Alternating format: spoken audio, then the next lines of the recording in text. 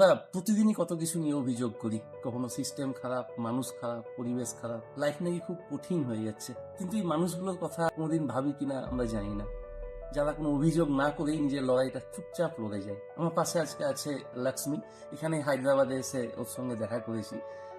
জন্ম থেকেই দৃষ্টিহীন, তার উপর আবার ইনসুলিন ডিপেন্ডেন্ট ডায়াবেটিস।